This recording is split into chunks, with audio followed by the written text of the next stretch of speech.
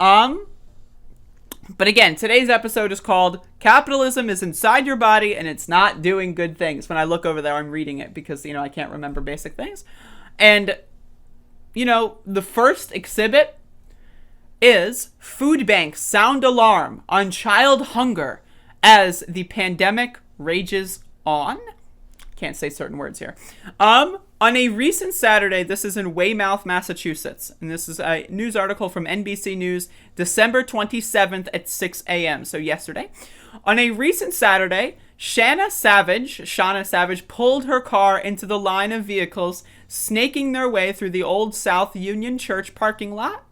Savage gave birth to her second child this summer. With her husband out of work, they've been struggling to feed their two little boys, ages 6 months and 18 months, let alone feed themselves. Things are really, really tough right now, Savage said as volunteers from the Weymouth Food Pantry loaded a couple boxes of food into her trunk. We've been hungry a lot. Without this food bank, we'd probably not eat some nights. Now, I want to give you a little story.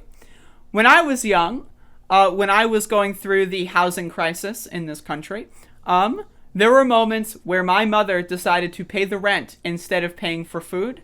I used to go 3-4 days without eating anything. Maybe the only thing I'd be able to have was like a glass of milk if I'm lucky. I used to go, I think my record is probably like something around 7 days without eating during this period. And I was like 13, 14, and 15 around this time.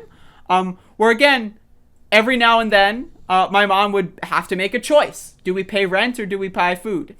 And another thing, and I'm going to get into this as well after this segment. I'm going to do multiple segments about this. Another thing is that the food that my mother would buy and the food that my mother would acquire for me was typically unhealthy. It was typically bread, like white bread, for example, unhealthy stuff. Milk as well, which is, it's healthier than nothing, of course. But it's not necessary. If you're only drinking milk and eating white bread, you're not going to be relatively healthy. So I want that to be understood. Like, these food banks are not going to be stocked with healthy produce. They're not going to be stocked with the best foods in the world.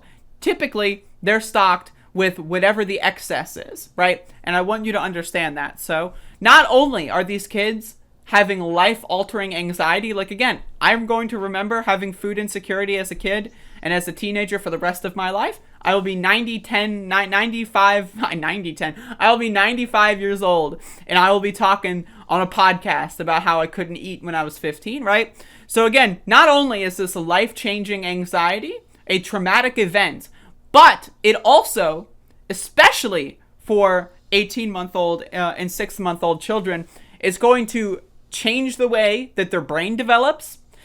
Being deprived of specific nutrients is going to, slow their rate of cognitive functioning. It's going to make their body less apt for dealing with certain foods. It's going to have them have much more allergic reactions. And I'm not a scientist, right? This is just like very basic reading that I know of, right? My point is there's going to be health problems that stem from not being well fed or well nourished, especially from such a young age, right? And these health problems could theoretically last this kid's entire life. Again, if this kid is going through food insecurity when they're 5, 6, 7, right, and maybe the only thing that they can eat is, they got like a coupon for Dunkin' Donuts. This is something that my mom, she got, she used to get coupon books and there's a Dunkin' Donuts down the street. We got a coupon for get a dozen donuts for like $5. And it's like, okay, right? So I remember one time I'd go 4 days without eating, and my mom finds a coupon and scrounges up literal change, like coins from the couch cushions, and I walk down the street and get us donuts, and that was our first meal, right, in a week, right? So and this is when I was 14 years old, and I still have health issues from that. I am addicted to sugar for the rest of my life, right? I make improper eating decisions every now and then, right? And I have cravings. If I ever see a donut, I crave a donut, right?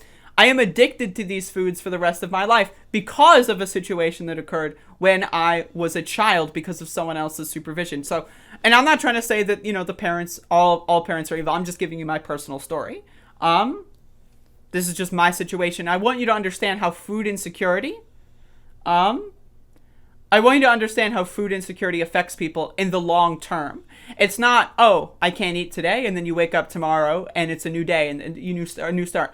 It's, oh, I can't eat today, so 40 years from now, I'm going to be addicted to certain foods because it's the only food I can get a hold of.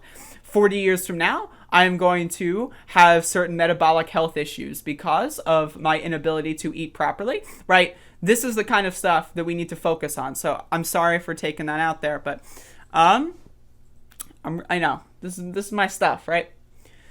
Things are really, really rough right now.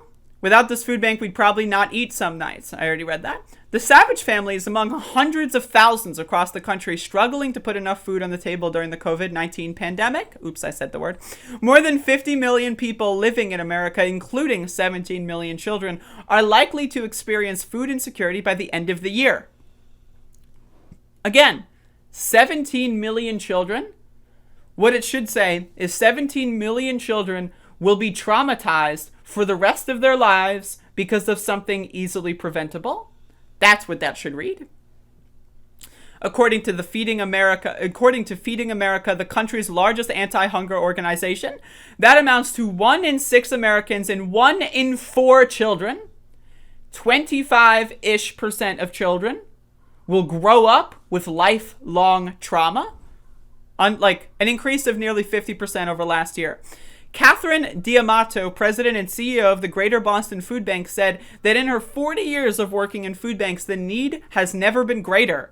I've been through plenty of disasters, hurricanes and floods, D'Amato said, but we haven't seen it so pervasive with every city, every state, and every country involved. I'm thinking they meant county. But they could have meant country. I mean, I don't know if we've got Nicolas Maduro, if you can hear me, please lend me your food, right? Like, I don't know, what the situation is there. So I'm assuming they meant county. Before the pandemic, the Greater Boston Food Bank was providing about 550 food pantries with about 1 million pounds of food a week. D'Amato said now deliveries have swelled to 2.5 million pounds of food shipped weekly from its massive and meticulously organized warehouse in South Boston. One of the areas it serves is Norfolk County, where Weymouth is located. The county has a distinction no one else would want: a projected 168% rise in child hunger since 2018, according to Feeding America, the biggest increase in the country. While the pandemic didn't cause the nation's hunger problem, it has made things much worse. You can read the rest of this article yourself. I don't want to spend 15 years just reading an article. But this is a huge crisis in this country. And again, this is a crisis that will instill trauma and fear in people for the rest of their lives, right? Again, it's not a joke. Saying, right, like going as a kid and having your mother tell you, like asking your mom, like, hey, what's for dinner? And your mom tells you, I don't feel like cooking today, right? And that's code for we don't have food, right? That is something, again, it stuck with me. 10 years later, I still distinctly remember this stuff. Again, I will probably remember this stuff for the rest of my life. And I experienced most of my food insecurity and stuff when I was a teenager. Like, again, 13, 14, 15. Was where most of it was held. Now, again, I remember going through, like, bouts when I was a kid. But my mom would lie to me a lot about it. She would say, like, just drink some milk and eat a sandwich or something, right?